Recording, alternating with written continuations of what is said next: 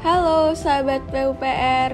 Sahabat, dalam menjalankan tugas dan fungsinya, Kementerian PUPR tidak lepas dari resiko.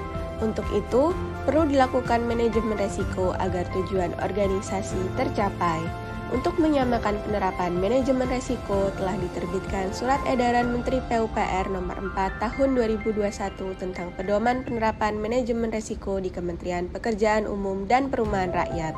Pada video ini akan dijelaskan singkat mengenai pengertian resiko, kategori resiko, struktur manajemen resiko, dan proses manajemen resiko di Kementerian PUPR.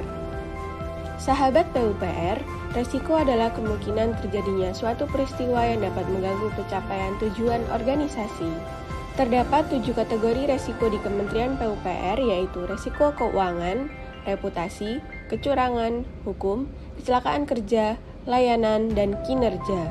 Struktur manajemen resiko di Kementerian PUPR terdiri atas unit pemilik dan pengelola resiko atau disebut UPR.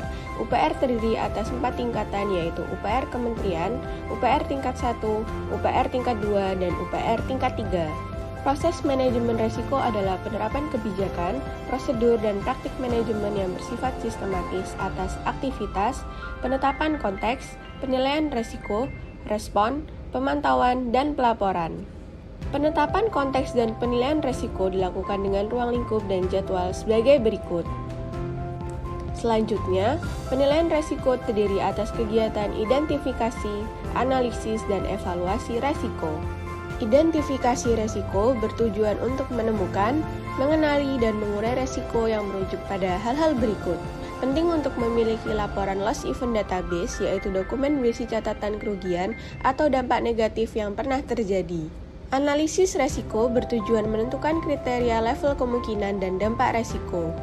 Menetapkan kemungkinan dibedakan berdasar jenis kejadian, yaitu resiko dengan toleransi rendah dan resiko yang lebih ditolerir.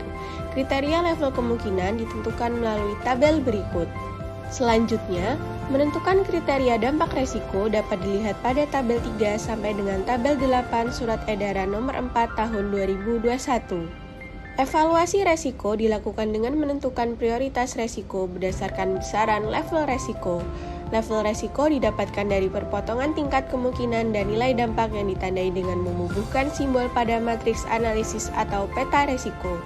Garis ungu adalah garis toleransi yang ditentukan pemilik resiko untuk membatasi antara resiko yang dapat diterima dan resiko yang perlu direspon. Selanjutnya adalah respon resiko. Terdapat 5 cara merespon resiko, yaitu mengurangi kemungkinan, mengurangi dampak, membagi, menghindari, dan menerima resiko. Berikutnya adalah pemantauan dan tinjauan, yaitu untuk memastikan implementasi MR berjalan efektif, sesuai rencana, dan memberi umpan balik penyempurnaan. Pemantauan dan tinjauan dilakukan oleh UPR, UKI, dan Itjen. Tahapan yang terakhir adalah pencatatan dan pelaporan, merupakan kegiatan mengomunikasikan aktivitas, memberi informasi pengambilan keputusan, serta meningkatkan efektivitas manajemen resiko. Pelaporan dilakukan sesuai skema berikut ini. Nah, kalau sahabat PUPR sudah memahami pengertian, kategori, struktur, dan proses MR, sahabat dapat melakukan pengisian profil resiko. Sebagai contoh, untuk sasaran output sebuah UPR T3, yaitu terlaksananya pembangunan 158 unit rumah susun, terdapat resiko berdasarkan laporan LED, yaitu terjadinya kecelakaan kerja fatal pada proses pembangunan rumah susun. Kejadian ini termasuk pada kategori resiko kecelakaan kerja. Dengan penyebab paling hakiki, yaitu tidak dilakukan penerapan manajemen K3 sesuai peraturan. Cara menentukan kriteria level kemungkinan menurut data historis UPR T3 telah terjadi kematian tenaga kerja konstruksi akibat kecelakaan kerja pada kurun waktu 2,5 tahun terakhir. Maka, termasuk dalam resiko dengan toleransi rendah, dengan kemungkinan resiko bernilai 4 dan level sering terjadi. Sedangkan untuk dampak resiko dapat dilihat pada tabel 6 halaman 29 kriteria dampak kecelakaan dan penyakit akibat kerja. Didapatkan kriteria dampak tersebut adalah sangat signifikan dengan nilai 5, maka besaran resiko adalah 24. Resiko ini disebut sebagai resiko yang melekat. Karena masih terletak di atas garis toleransi, maka perlu dilakukan pengendalian.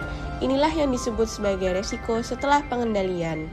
Jika besaran resiko setelah pengendalian masih belum memadai, maka perlu dilakukan inovasi pengendalian agar menjadi selera resiko UPR. Inilah yang disebut sebagai resiko yang direspon. Pelaksanaan inovasi pengendalian membutuhkan alokasi sumber daya yang terbagi atas 5M, yaitu man, money, method, machine, dan material. Penanggung jawab adalah pihak yang merespon resiko. Target waktu adalah rencana triwulan pelaksanaan, serta yang terakhir adalah indikator keluaran yaitu seperti dokumen kegiatan atau bentuk lain. Sampai di sini dulu ya video penjelasan singkat mengenai Surat Edaran Menteri PUPR Nomor 4 Tahun 2021.